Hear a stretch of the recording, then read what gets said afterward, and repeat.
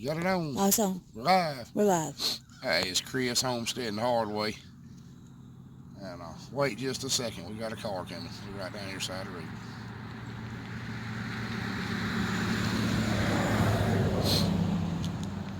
Another car. Told you traffic was going to be a problem. Anyway, I don't know if you can hear me now or not. There ain't been a car coming by in 15 minutes. There's going to be one every 2 seconds from now. We've had a lot of interest in putting up fence videos. A lot of people have asked me a lot of questions about fencing. And if anybody asks me something, I try to do my best to do something to help them. That's a fence splice. They sell them in about any farm store you go to. That's a pair of cramping pliers. Now, I do a lot of work on cow farms and stuff, so I have a pair of cramping pliers. Open them up so you can see there's different notches in them. Well, I can't open them with one hand, but Well, you see there's notches. Anyway, they're about $100 a pair. So there may not be anything you want to buy. And there's several ways you can join this wire together without the fencing pliers. But it looks a whole lot better. And right here side of the road I'm going to use. Now we use barbed wire for a couple of reasons. We electrify barbed wire, which I know is probably not a standard procedure. But it works a whole lot better for us. And see, slid one side on the bottom and one side on the top. Now he's going to clip them together.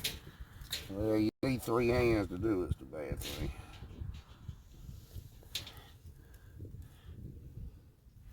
I'll leave you some wire sticking out on each side. There's a little trick to making sure they hold.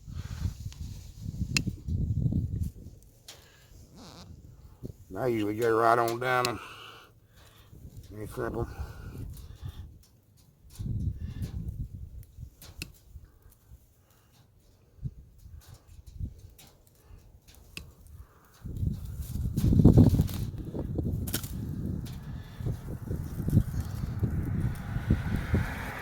And I'm not sure this would work with you're pulling it tight with a fence stretcher, but these crimps are for high tension wire, high tensile wire, so they should. I always kind of bend it back like that. Sometimes I'll bend it back, wrap it around. But if you want it to look good, that's the usual way I do it. And we're going to show you how to put some insulators on in just a second. That's the corner insulator. Go ahead and start off with a piece of wire, 6 foot long anyway. Fold it in half.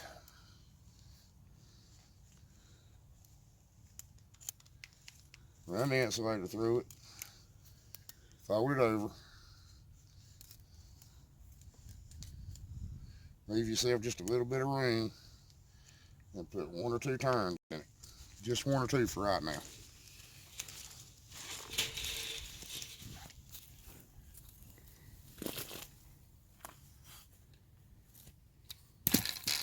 Give me the tape measure, buddy.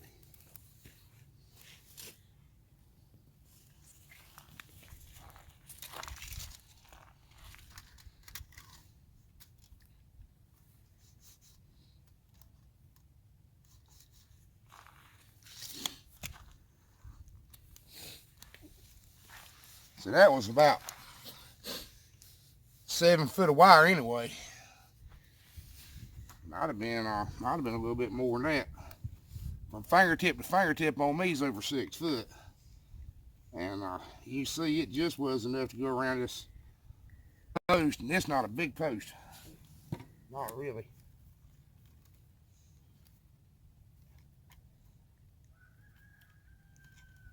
Look at the fence pliers off tailgate, Jake.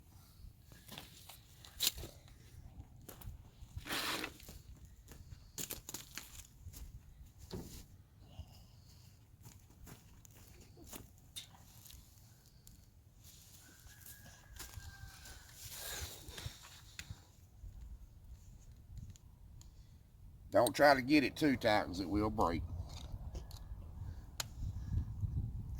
Now what I do after I get through with it is I'll cut this off and I'll fold it back over here and put a staple in it. This looks a little neater, and on the off chance it might slide up the post, it's not bad.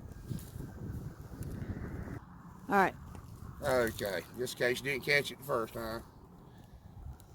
A little bit over. I bet this piece is going to be too short. A little bit over. Post is bigger. Bet it is going to be too short. And I'm just going to apologize for the traffic. We tried to film around it. Can't do it. It is what it is. I can take it back.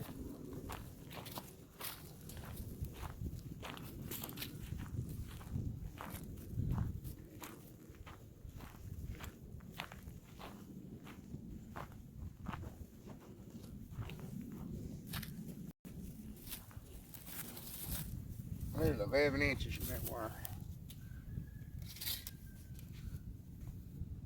There's a bit extra.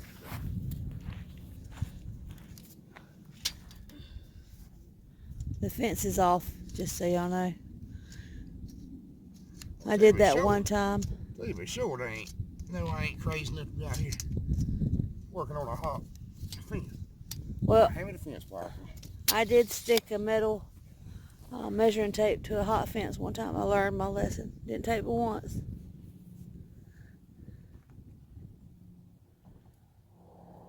But anyway, some of the advantages of using the barbed wire with electricity Put your hand in. You got it in my face. is Alright.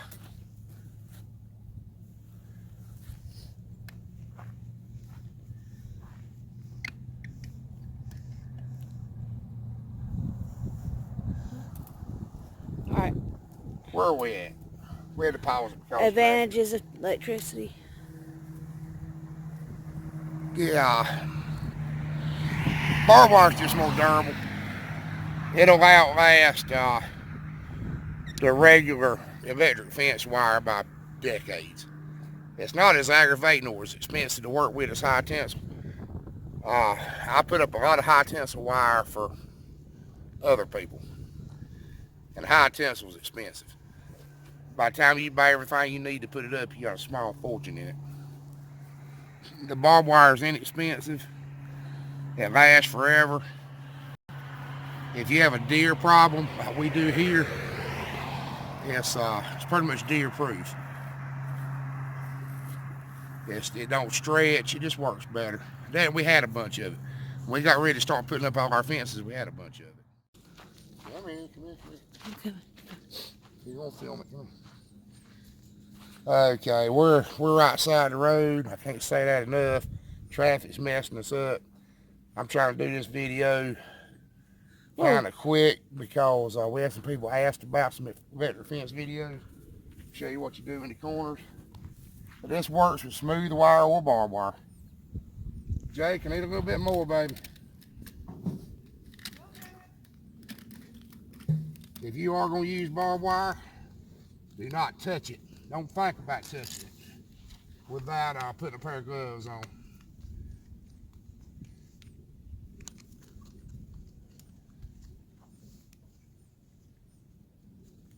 Now, really, that would be enough to hold it. But I like to leave myself a little extra in case something happens in the future. Something to hold on to stretch it tight. And in the corners, you're going to have to leave one end long to jump around the post.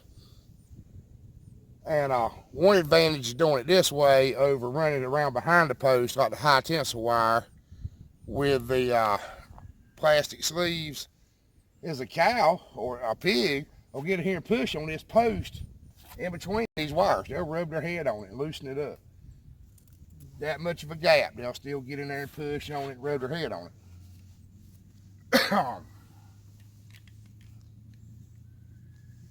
The reason I use these light poles is because they're free.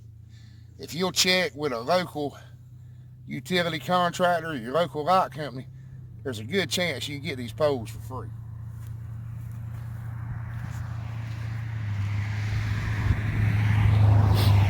They last forever, And I mean, they don't look as good as like metal corner braces, but they're inexpensive. Okay, something else I need to show you here. With these rods and barbed wire, you need to make sure that you put that barb on the side of the insulator that you're going to be pulling the fence to. So we're going to be stretching the fence this way. So make sure that you're not pulling against the rod when you're stretching. If you can see, I made sure that barb was on this side so it had some room. Soon I pull it tight, it'll be right.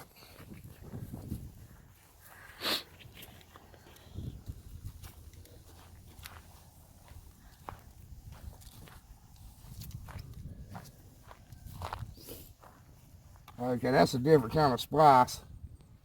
That's one my daddy did. It's the way he did them. It's going to be right on the insulator. How long we've had this fencing. Repurpose, recycle, reuse.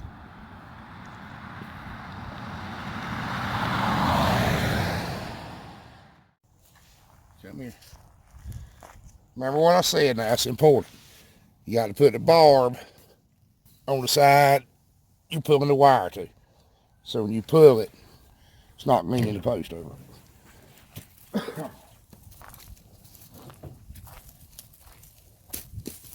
And another thing, we got to get out some. Yeah. Another thing, you can't pull the wire tight, then put it in the insulators with barbed wire. You got to put it through the insulators as you go. You will never hook it. Sorry about the sunlight. Bow cutters. All right, cut it about right there, Jake. Nope. Yeah. Show them them. They're a good thing to have. Not so close. I can't see them. When You may have to turn around for some. Yeah, let's turn around so it can be relaxed. Well, I couldn't see what I was filming for the last few seconds, so sorry about that. You need these to cut barbed wire. Jake wanted to be in the video.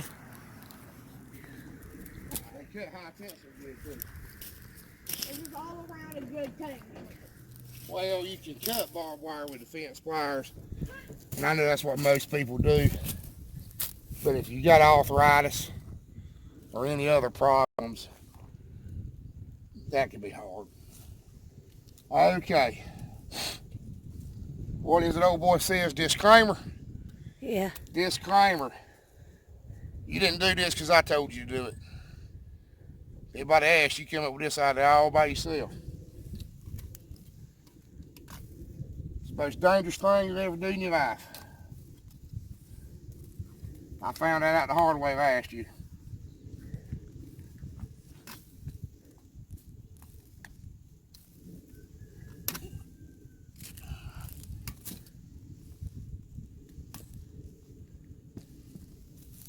Oh. Now if this wire slips, I want you to understand, you are cut. And you are cut as bad as you want.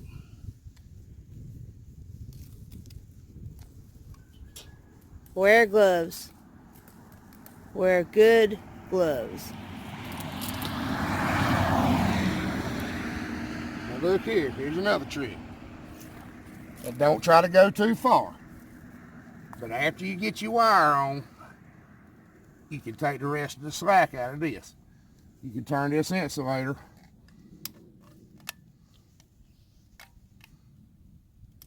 and get the rest of the slack out. Just don't go too far, because it will break. And there's my tab.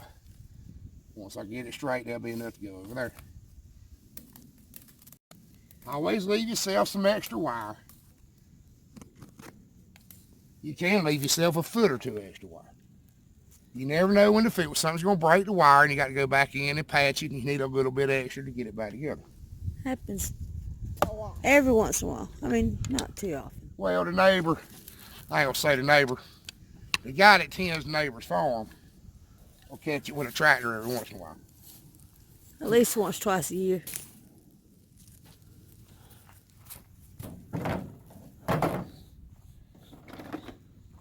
Where's Staples, Jake? Ain't we got Staples? Ain't they in the bucket? They were in the bucket. They ain't got to be new Staples. Oh, having a little bucket with supplies in it comes in really handy. We put all kinds of stuff in the bucket, and then we've got it. Save them new. In the bottom of the bucket, child.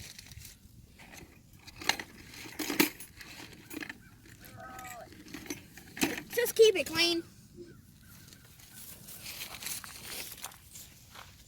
Ah. Ain't no shame in reusing that.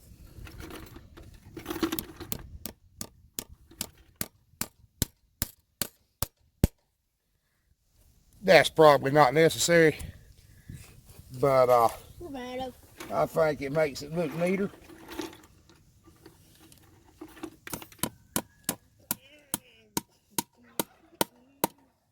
And just on the off chance that...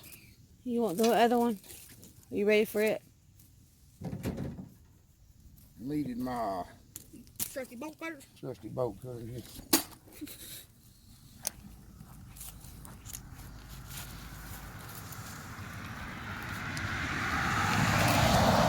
And don't cut it off way too short, because you may need to do something else with it one day.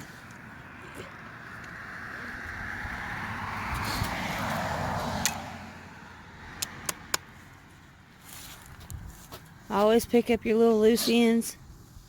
That will hurt an animal. They'll eat it. Yeah, if a cow eats it, it's a big problem. A cow will eat it. This space in here, this is 3 foot, 2 foot, and I don't remember. Jake, how many tape measure? It was a little bit of a variance on the bottom because we're on a hill. No, there's a little bit difference on the bottom because the bottom wire is just different. It's always different.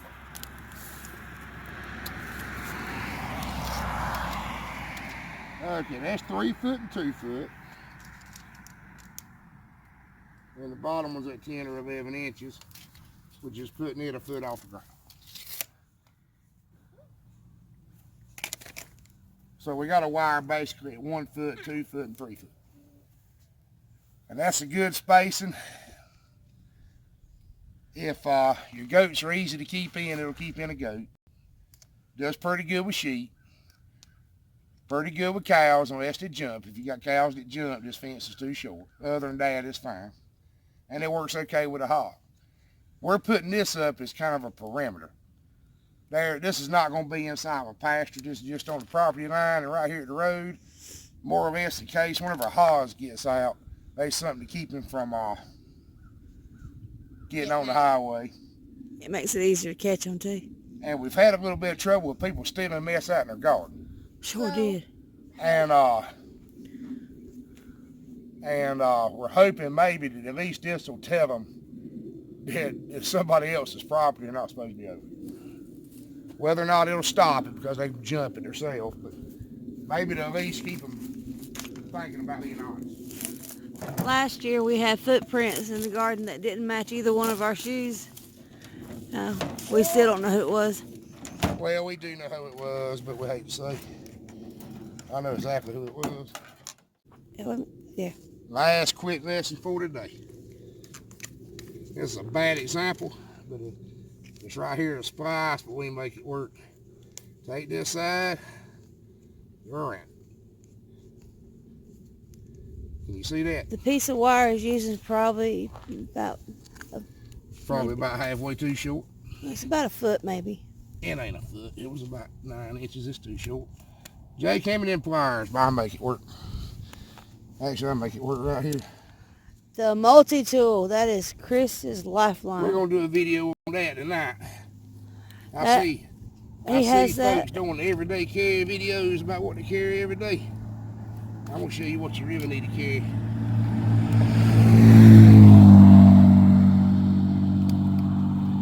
I'm going to do a video on the benefits of mufflers on cars too. That's what happens when you're out in the country. All these young country boys think the louder the better. My truck's got 383 in it. It ain't that low.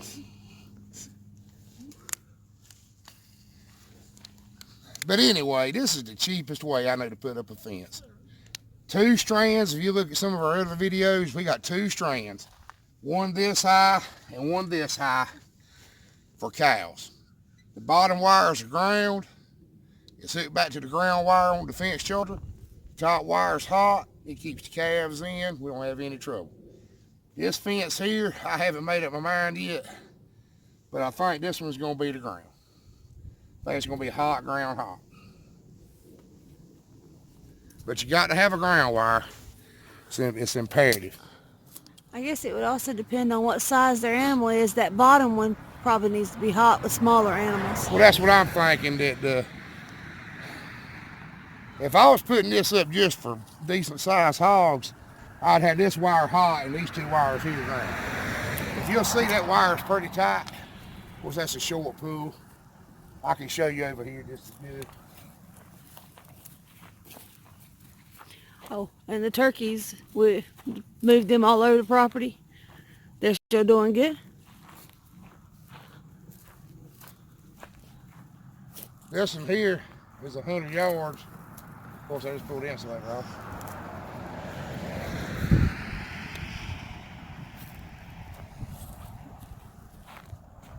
Jake, give me a better insulator. That's why that one come off. Is there a better one over there? That's an old one there. There's probably 25 years old. Hold your hand still.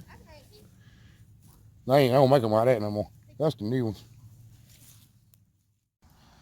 All right, we had to kind of split that up and run a different rabbit for a minute. It got time to feed up. But there's some more video we shot the other day that if you want to watch, we're going to put it at the end of what we did a while ago.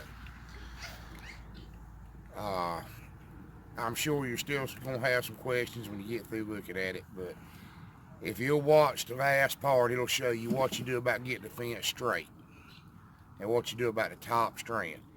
You got to get the top strand pulled from end to end and pull it as tight as you can get it kind of temporarily. Then you need to go through, and once you've got it in a straight line, put the rest of your post in and put your rods in. Work from top to bottom. Then you got to start at the top and go down. Now these rods like I use, I don't think they've made them in years. The ones they make now that are metal just have a little triangle on the bottom. They're about the same height. And you can't push them in with your foot. I've actually got a little small post driver around here somewhere. You can make yourself one out of a piece of 1/2-inch pipe. You just set it over the top, plugged in at the top of the pipe, set it over the top and drive them in with a hammer. These light poles, we bury them as far in the ground as they're sticking out of the ground. Do is cut your post, kind of, sort of, about how long you want them. And I bury them, and when you're using a pair of hand post hole diggers, you're not going to get everything right. And if you're really concerned with the fence being level, you can always hang a line level on your top strand before you put your insulators up.